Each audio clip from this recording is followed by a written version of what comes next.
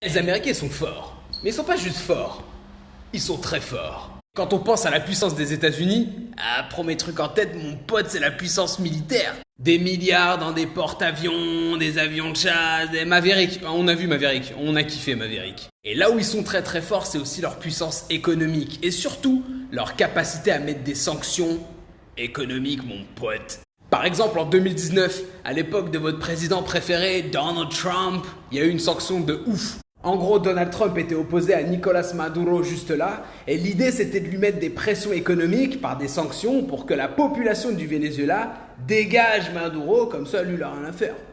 Classique. Et dans ce délire de sanctions économiques, une décision de ouf a été prise. Donald Trump a pris son téléphone, il a appelé le CEO, le boss de Adobe, et il lui a dit « Hey Adobe man, tu me supprimes tous les comptes Adobe du Venezuela. » Truc de ouf. Donc c'est-à-dire que début octobre 2019, des journalistes, des illustrateurs, des vidéastes, tout qui ont des comptes Adobe, Photoshop, InDesign, Illustrator, everything. Ils ont reçu un mail d'Adobe qui lui dit « Nous sommes désolés, mais là dans quelques semaines... » Là j'avoue, à part les Américains, mais genre, qui peut faire ça? Qui peut se réveiller le matin et dire Bon, finalement, le truc a pas trop marché pour deux raisons. Déjà, t'as énormément d'économistes, sociologues, géographes qui depuis des années, tout ça, ils expliquent que les sanctions économiques, ça, non, faut arrête-toi vite. Deuxième raison, c'est que les Vénézuéliens, ils sont pas cons. Ils se sont dit, qu'ils ne peuvent pas utiliser les Photoshop gratuitement, qu'ils veulent utiliser les pirates informatiques.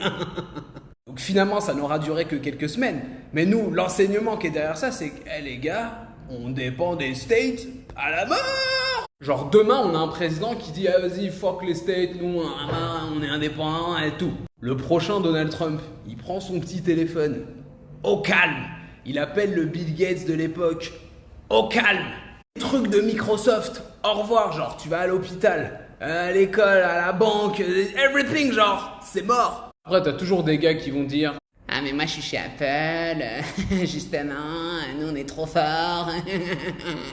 Mais pareil, il va prendre son téléphone, il va appeler Appleman, je sais pas qui, Mark Zuckerberg, Jeff Bezos, tous ces gars-là.